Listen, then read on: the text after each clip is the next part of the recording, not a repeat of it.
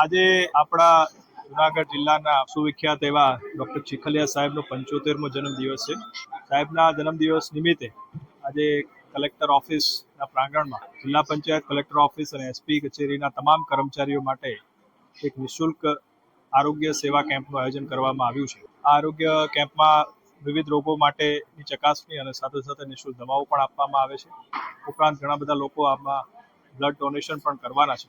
તો આ તકે ચીખલિયા સાહેબને જન્મદિવસની ખૂબ ખૂબ શુભકામનાઓ પાઠવું છું. સાથે સાથે ખૂબ ખૂબ આભાર પણ માનું છું કે એમને આ એક સારા પ્રસંગે એમને અમારા કર્મચારીઓનું ધ્યાન રાખ્યું છે, એમની દરકાર કરી છે અને એમને ઈશ્વર લાંબુ આયુષ્ય અર્પે એવી પ્રાર્થના કરું છું.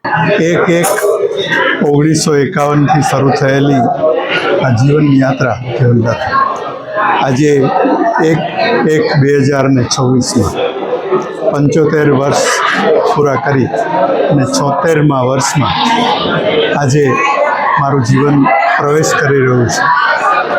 અત્યાર સુધી આપ સૌ મિત્રો, વડીલો, સંતો, મહંતો અને સૌની શુભેચ્છાથી સ્વાસ્થ્ય અને બધી રીતે જીવન સારું રહ્યું છે.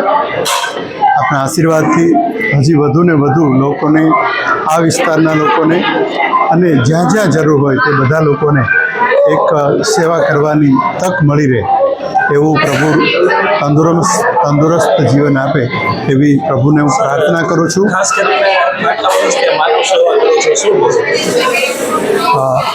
આટલા વર્ષના માનવ સેવાના મારા અનુભવમાં એવું લાગ્યું છે કે ચોખ્ખા મનથી અને હૃદયપૂર્વક જો ખરેખર કોઈ પણ જીવની સેવા કરી હોય, માનવ સિવાયના પણ, તો એ ચોક્કસ પ્રમાણે અને ચોક્કસપણે તમને એમના આશીર્વાદ મળતા હોય છે, એમની દુઆ મળતી હોય છે અને કદાચ એમના આશીર્વાદ અને એમણે જે આપણા માટે પ્રાર્થનાઓ કરેલી છે એ આપણા માટે કામ કરતી હોય છે.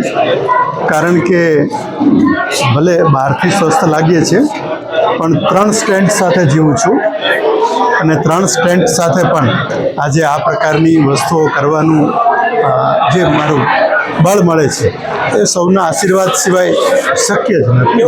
માનવીય ખૂબ આનંદ મળશે, ખૂબ આનંદ મળશે. આજના દિવસની તમને વાત કરું તો કલેક્ટર સાહેબને ત્યાં આવો મારો જન્મદિવસ ઉજવાશે જેની મને કલ્પના પણ નહોતી અને મને ખબર પણ નહોતી.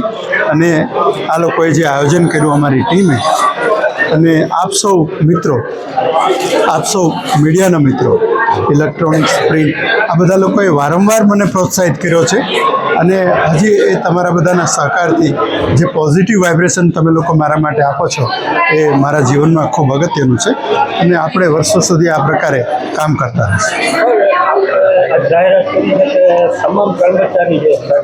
કલેક્ટર ઓફિસના, જિલ્લા પંચાયત ઓફિસના અને પોલીસ ડિપાર્ટમેન્ટમાં જે નાના કર્મચારીઓ જેમને ખરેખર જરૂરિયાતવાળા લોકો છે, આમ તો આમે કોઈ પણ કર્મચારીઓ આવતા હોય એટલે અમે લગભગ સેવાની રીતે જ કરતા હોય છે.